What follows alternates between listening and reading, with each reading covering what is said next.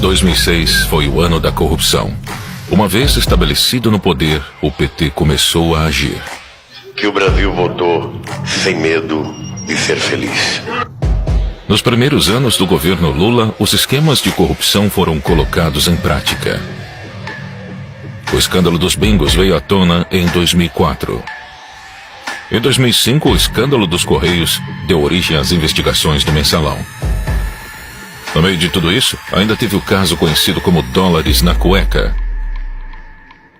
Em 2006, a máfia dos sanguessugas desviava dinheiro destinado à saúde.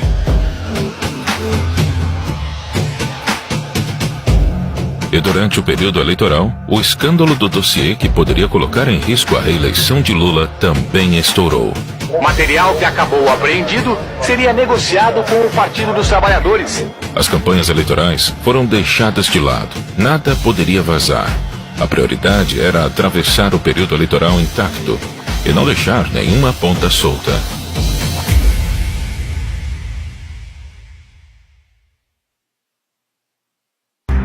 Com o PT no poder, a esperança do brasileiro era de mudança. E a mudança aconteceu, mas só para os seus aliados políticos. Antes de Lula ser eleito, aconteceu a crise dos bingos. Valdomiro Diniz, na época presidente da Loteria do Estado do Rio de Janeiro, foi pego extorquindo empresários para enriquecer o PT. Um dos extorquidos, o bicheiro Carlinhos Cachoeira, gravou Valdomiro pedindo propina e garantindo em troca o monopólio de loterias virtuais.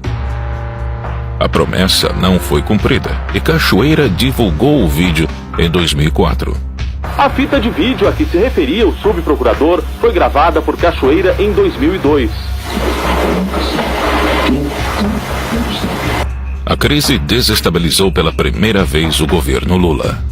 A confissão de Valdomiro Diniz de que, de fato, tinha pedido dinheiro a Carlos Cachoeira para campanhas eleitorais e propina para um amigo. Quando o caso estourou, Valdomiro Diniz era assessor da Casa Civil, governada por José Dirceu, líder do PT. Diniz foi exonerado do cargo no mesmo dia. Para atenuar a crise, Lula passou uma medida provisória que proibiu o funcionamento de casas de jogos de azar. A segunda crise aconteceu em 2005. O governo federal determinou a abertura de inquérito para apurar denúncia de corrupção nos Correios. Um diretor da empresa, flagrado cobrando propina de empresários, foi afastado. A gravação mostrava Maurício Marinho, diretor dos Correios, recebendo propina de empresários em troca de favorecimento em licitações. Com uma câmera escondida, os empresários gravaram todo o encontro mês passado na sede dos Correios. Na gravação, ele explicou o esquema de corrupção e afirmou que tinha autorização do então presidente do PTB, Roberto Jefferson, para realizar a fraude. Através da assessoria, Roberto Jefferson informou que o partido repudia a acusação de que o PTB tenha esquema de arrecadação no serviço público.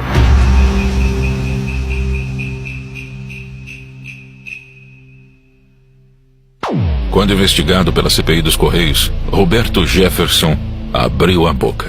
Cabe agora a Roberto Jefferson esclarecer o que diz, o que sabe e o que quer. Maior esquema de corrupção que eu vi nos últimos anos. Que a estatal desviava 3 milhões de reais por mês para o PT. O mensalão foi exposto. Jefferson afirmou que as estatais foram a fonte de dinheiro do mensalão.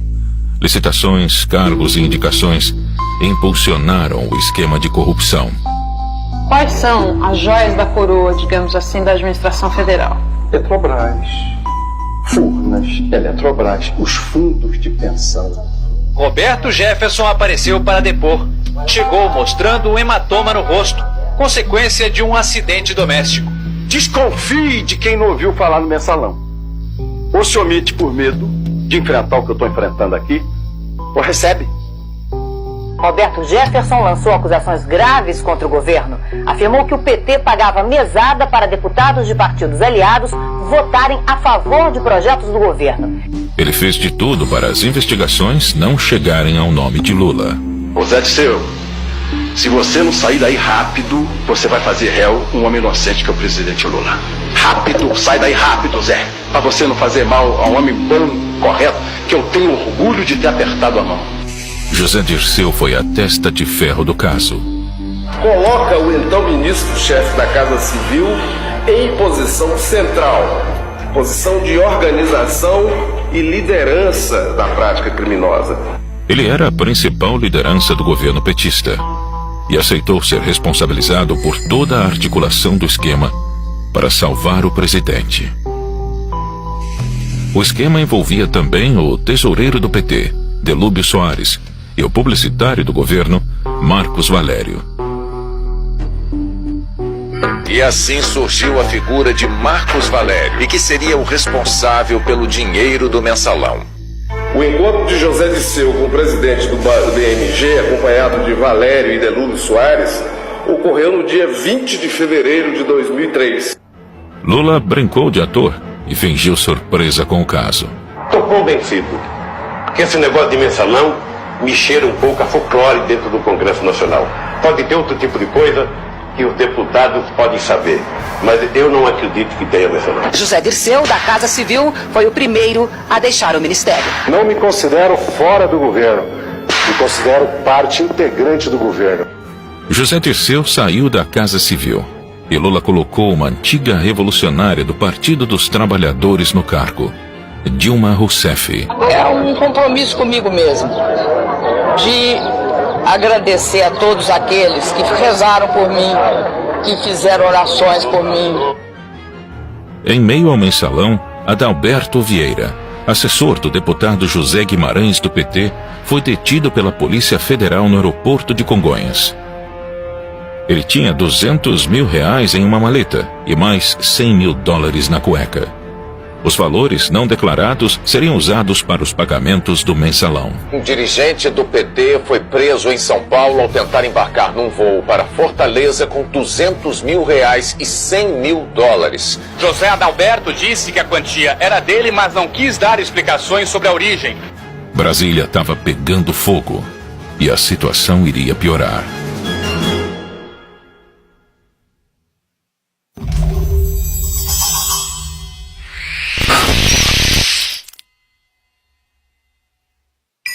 Na Operação Sanguessuga foram cumpridos 46 mandados de prisão contra políticos e assessores. A acusação era desvio de verbas do orçamento da União por meio da compra superfaturada de ambulâncias por prefeituras. Em maio de 2006, a Polícia Federal iniciou a Operação Sanguessuga. Deputados federais de vários partidos foram denunciados por ganhar dinheiro com superfaturamento de ambulâncias.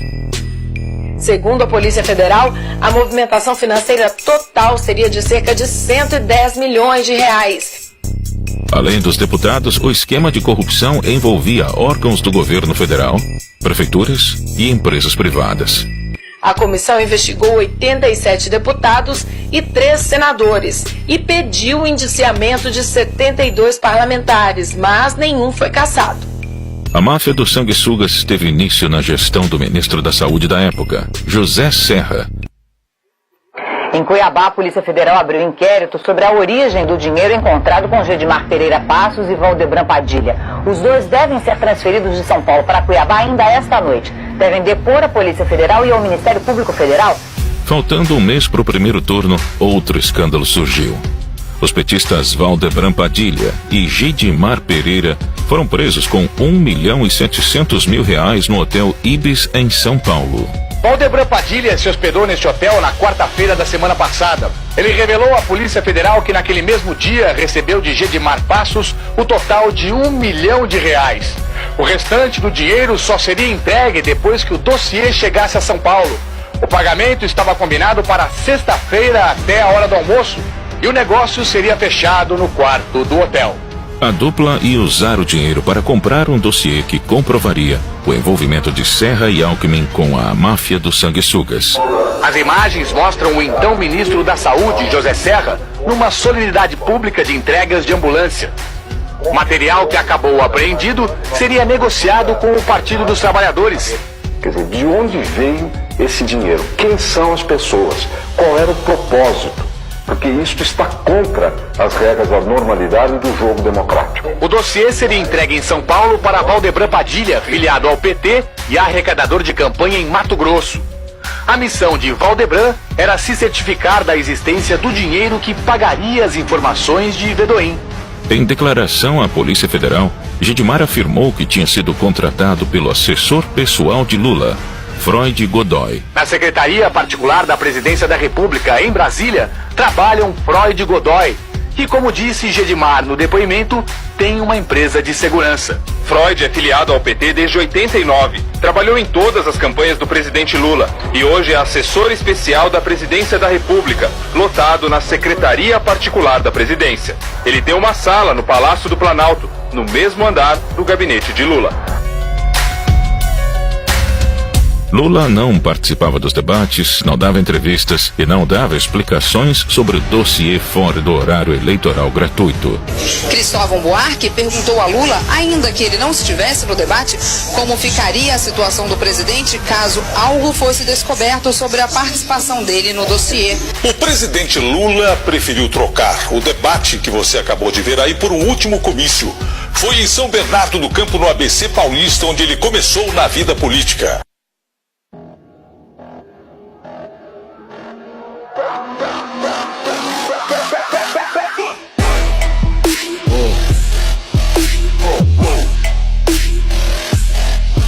Estamos aumentando o IOF, que hoje é de 0,38%. E o conselho é evitar as manifestações, já que algumas terminaram em violência, e respeitar a orientação das autoridades locais. Estamos indo para 6%. Aí nós vamos ter que fazer cortes importantes no PAC. Como presidenta, eu tenho a obrigação tanto de ouvir a voz das ruas, como dialogar com todos os segmentos, mas tudo dentro dos primados da lei e da ordem, indispensáveis para a democracia. 12 anos de PT fizeram mal ao Brasil. As políticas de interferência governamental do governo Dilma minaram a economia. Aumento de gastos, intervenção em preços, rombo nas contas públicas, crédito liberado e escândalos de corrupção. O resultado não poderia ser outro. O Brasil entrou em recessão. Durante os 4 anos do governo de Dilma, a economia brasileira teve o pior resultado em 5 anos, a maior inflação e o menor crescimento desde então. 36% do PIB era devorado pelo Estado, e ao invés de diminuir gastos, o governo Dilma adquiriu mais empréstimos, mais subsídios e mais incentivos fiscais. Nos últimos 13 anos, o Partido dos Trabalhadores promoveu um inchaço do Estado brasileiro. Nesse período, o PT criou 40 empresas que aumentaram os gastos e ajudaram a provocar a crise fiscal do governo. A influente revista The Economist fez outra capa sobre o nosso país, desta vez perguntando se estragamos tudo. O número de funcionários das empresas públicas federais cresceu de 35 mil em 2002 para 67 mil este ano. A Copa do Mundo foi trazida ao Brasil com a promessa de impulsionar a economia e criar empregos. Mas na realidade, os estádios foram superfaturados em quase 30 bilhões de reais. E hoje estão sem uso.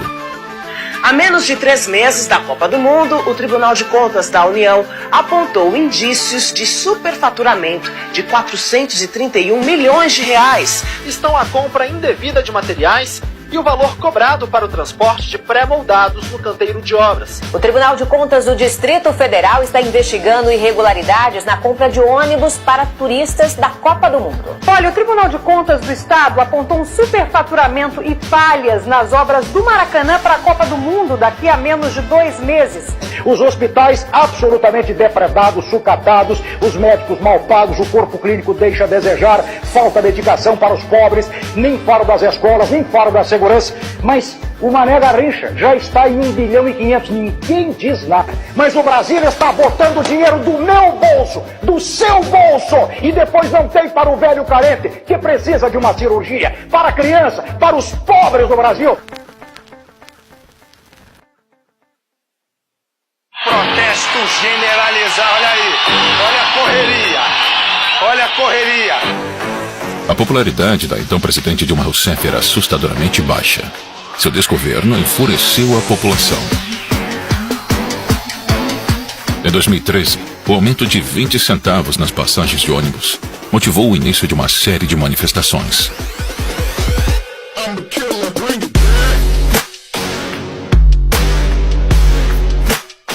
O que começou com a briga pelos 20 centavos se transformou em 1,5 milhão de brasileiros nas ruas. Você vai vendo as esquinas das avenidas Presidente Vargas e Avenida Rio Branco. Está tudo paralisado no centro do Rio de Janeiro. A revolta não tinha um objetivo claro e diversos grupos aproveitaram o momento para legitimar suas ideias. Olha, desde o começo das manifestações, nenhuma das organizações aqui que estavam organizando tirou qualquer deliberação de restrição de partidos políticos, de bandeiras, de coisas desse tipo. E o partido tem que mais sair dos gabinetes e ir pra rua, ir pros movimentos. A consequência foi um caos nacional. O governo precisava tomar controle da situação. PSOL, PSTU e sindicatos financiados pelo PT bancaram black blocs para esvaziar os protestos. Os vândalos saqueavam, causavam incêndios e depredavam estabelecimentos. A ajuda financeira dessas organizações sindicais foi relatada por investigados e testemunhas na Operação Firewall, da Delegacia de Repressão aos Crimes de Informática.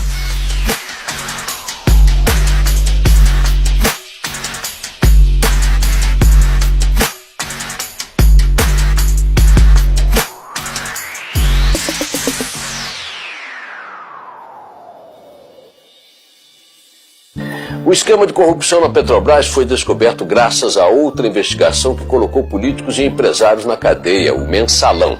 Documentos da Justiça Federal revelam que foi a apuração do esquema de compra de votos de parlamentares que levou à Operação Lava Jato. A eleição de 2014 foi muito parecida com a de 2006. A corrupção pautou as discussões daquele ano. Enquanto o Mensalão era descoberto, outro esquema de corrupção estava sendo montado: o Petrolão. Ele era 33 vezes maior que o Mensalão. Envolvia propinas das empreiteiras, lavagem de dinheiro, evasão de divisas e superfaturamento de obras. Tudo isso para abastecer os caixas do PT, PP e PMDB, funcionários das estatais e políticos. As diretorias eram nomeadas por partidos políticos e seus diretores aprovavam contratos com empreiteiras. Não demorou muito para que as grandes construtoras do país, que têm negócios com a Petrobras, acabassem no centro das investigações. Segundo o ex-diretor de abastecimento da Petrobras, o esquema funcionava da seguinte maneira: de um lado, as empresas se organizavam em clubes para aumentar os valores de seus serviços para obras. Do outro lado, Lula e Dilma, presidente e ministra-chefe da Casa Civil na época, indicavam os diretores da estatal e eles cobravam propinas das empreiteiras para fechar contratos com preço acima do mercado. Em média, cada contrato era superfaturado em 3%.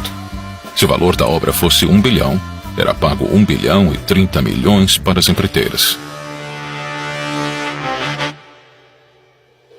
O esquema foi descoberto pela Operação Lava Jato antes do período eleitoral. Alberto Youssef, o doleiro envolvido com a evasão de divisas, afirmou que Lula e Dilma tinham conhecimento do roubo da Petrobras. O doleiro Alberto Youssef declarou à Polícia Federal que a presidente Dilma Rousseff e o ex-presidente Lula sabiam do esquema de desvios de recursos para partidos políticos na Petrobras. Eu acredito que eles tinham conhecimento, no meu entendimento, do que acontecia. E você entende que esse esquema serviu aos interesses do governo? Serviu aos interesses do partido, automaticamente dos partidos da base aliada. A destruição da economia brasileira não parava por aí. O PT também roubava o Brasil, ajudando seus amigos políticos do exterior. O BNDES, um banco público, financiou de 2003 a 2015 as maiores empreiteiras do país para trabalhar fora do Brasil. Obras na Venezuela, Cuba, Peru, Argentina e na República Dominicana foram financiadas pelo Banco Nacional de Desenvolvimento, o BNDES. Todos esses países tinham governos autoritários e participantes do Foro de São Paulo. Enquanto o Porto de Santos, responsável por mais de 50% do PIB nacional, precisava urgentemente de reparos e modernizações. O governo brasileiro preferiu ajudar a reforma do Porto de Cuba. 692 milhões de dólares foram emprestados ao país, sem necessidade de devolução. Outra forma de financiar Fidel Castro foi através do programa Mais Médicos. Nesse instante, a senhora Presidenta da República, Dilma Rousseff, sanciona a lei que institui o programa Mais Médicos. Cerca de 12 mil médicos cubanos foram trazidos para o Brasil. E 70% de tudo o que eles ganhavam era compulsoriamente descontado de seus salários e enviado à ilha cubana.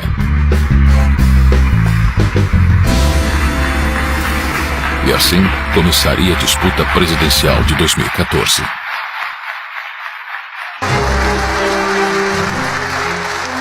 Dilma iniciou seu segundo mandato descumprindo as promessas que havia feito durante a campanha. Aumentou a conta de luz, os juros da casa própria, o preço dos combustíveis, a passagem do transporte público, os impostos e cortou verbas da educação e da saúde. A sequência de altas foi interrompida em abril do ano passado e retomada após as eleições. Hoje, a taxa está em quase 14%. Enquanto isso, a inflação que estava em 6% ao ano não cedeu. Ao contrário, ganhou fôlego e está no nível mais alto em 11 anos. A semana começou com uma notícia nada boa para os motoristas: o aumento no preço da gasolina. Em menos de 60 dias foram 2 reajustes. Dilma Rousseff se reúne com o ex-presidente Lula antes do anúncio do corte de quase 70 bilhões de reais no orçamento de 2015. O desemprego ficou em 12% no último trimestre do ano passado e atingiu mais de 12 milhões de pessoas no país. É o maior índice desde 2012, quando foi criada a série de indicador da PNAD. Os maiores cortes ficarão com o PAC, Programa de Aceleração do Crescimento, 25 bilhões e 700 milhões de reais. Ministério das Cidades, 17,2 bilhões. Saúde, 11,8 bilhões. E Educação, 9,4 bilhões.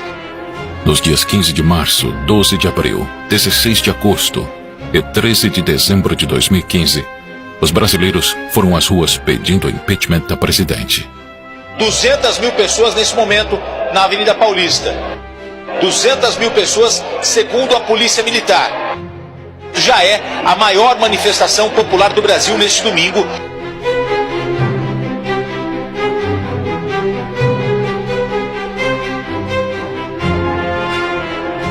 No mesmo ano, o TCU deu prazo para a presidente explicar uma série de irregularidades nas contas públicas de 2014, as chamadas pedaladas fiscais. O Tribunal de Contas da União rejeitou as contas do ano passado do governo da presidente Dilma Rousseff. A prática obrigou instituições financeiras como a Caixa Econômica Federal e o Banco do Brasil a usarem recursos próprios para honrar os compromissos, o que caracterizou uma espécie de empréstimo ao governo. Recomendando-se a sua rejeição pelo Congresso Nacional. Ficou comprovado que o governo Dilma realizou manobras contábeis fraudadas para maquiar o orçamento federal. No dia 31 de agosto de 2016, o processo de impeachment se encerrou com o afastamento de Dilma do cargo. Falta, portanto, um voto apenas para que o processo de impeachment prossiga para o Senado. Por isso eu digo ao Brasil, sim para o futuro! Já está. Neste momento, às 11 horas e 7 minutos em Brasília, nesta noite de domingo, 17 de abril de 2016, a Câmara dos Deputados acaba de autorizar o prosseguimento do processo de impeachment da presidente Dilma Rousseff. E nesta quinta-feira, 12 de maio, às 6 horas e 33 minutos, o Senado aprovou, por 55 votos a favor e 22 contra, o afastamento da presidente Dilma Rousseff. Senado caça o mandato de Dilma Rousseff, mas preserva direitos políticos. 2 anos depois, Aécio Neves também virou réu na Operação Lava Jato. As empreiteiras investigadas admitiram a doação de quase 100 milhões de reais para ele e para Dilma. Por unanimidade, os ministros da primeira turma do Supremo Tribunal Federal tornaram réu o senador Aécio Neves, do PSDB, Ele agora será investigado numa ação penal por corrupção passiva e tentativa de atrapalhar as investigações da Lava Jato. A eleição de 2014 foi só mais um teatro. Os dois candidatos respondiam aos mesmos interesses. Independente de quem vencesse, o destino do Brasil seria o mesmo. Estado inflado, políticas populistas e demagógicas, corrupção e um país sendo governado para poucos.